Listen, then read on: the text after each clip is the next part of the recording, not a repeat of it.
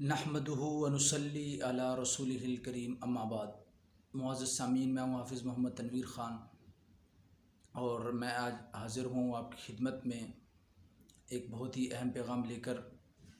ये पैगाम ख़ास तौर पर मेरे मोहतरम भाई और बहनें जो कि तलबा और तालिबात हैं उनके लिए है, क्योंकि जब से इम्तिहानात ख़त्म हुए हैं तो इम्तिहान ख़त्म होते ही तलबा एक सवाल बार बार कर रहे हैं कि रिज़ल्ट कब आएगा। जिस तरह पहले पूछ रहे थे तलबा कि इम्तिहानात कब होंगे, और फिर उसके बाद इम्तिहानात की तारीख़ आ गई थी। तारीख़ के बाद मैंने ये गुजारिश की थी कि आप तैयारी करें, लेकिन बहुत से हज़रात यही बार बार कहते रहे कि भाई इम्तिहान होंगे या नहीं होंगे। इसी असरा में इम्तिहान सर पर आ गया। अब आप हज़रात में से अक्सर यही सवाल कर रहे हैं कि भाई रिज़ल्ट कब आएगा। तो मेरे भाइयों, ये बात याद रखें, आपकी इत्तला के लिए मैं आपको ये गुजारिश कर दूं कि 19 तारीख़ बरोज़ अतवार से मार्किंग शुरू हुई है। आज पीर का दिन है, 20 तारीख़ है, और 19 तारीख़ से जो है वो मार्किंग शुरू हुई है, यानी कल से शुरू हुई है मार्किंग। और ये जल्द भी हो तो कम अज़ कम जो है वो अगस्त से पहले रिज़ल्ट नहीं आ सकता, ये तो बात कन्फर्म है। 5 अगस्त अभी गैर हतमी जो है वो तारीख़ है। हो सकता है कि 5 तारीख़ से भी कुछ दिन आगे लग जाएं, यानी कम अज़ कम 15 दिन का टाइम है, और 1 महीने के अंदर अंदर तो रिज़ल्ट यकीनी तौर पर आ जाएगा इंशाअल्लाह उल अज़ीज़। तो इसलिए आपसे गुजारिश ये है कि अब आपके करने का काम ये नहीं है कि आप रिज़ल्ट का इंतज़ार करें।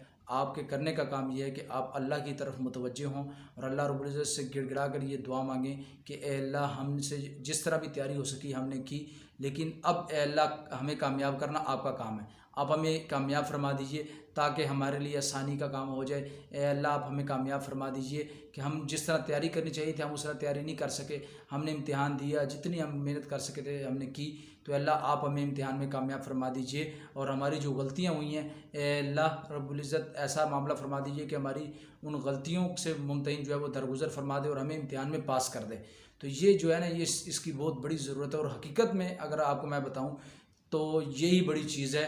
आप इस बात का जो है ना अमली तजर्बा कर सकते हैं कि आपके इम्तिहान ज़्यादा अच्छे नहीं हुए, लेकिन इसके बावजूद आप जो है वो अल्लाह से दुआ मांगते हैं तो अल्लाह रब्बुल इज़्ज़त आपको इम्तिहान में ज़रूर कामयाब फरमा देंगे, क्योंकि तमाम काम जो है वो अल्लाह रब्बुल इज़्ज़त के हाथ में है। अल्लाह रब्बुल इज़्ज़त की कब्ज़ा कुदरत से कोई भी चीज़ बाहर नहीं है। तो अगर आप अल्लाह से मदद मांगते रहेंगे तो इंशाअल्लाह वल अज़ीज़ अल्लाह पाक आपको इम्तिहान में ज़रूर कामयाब फरमाएंगे।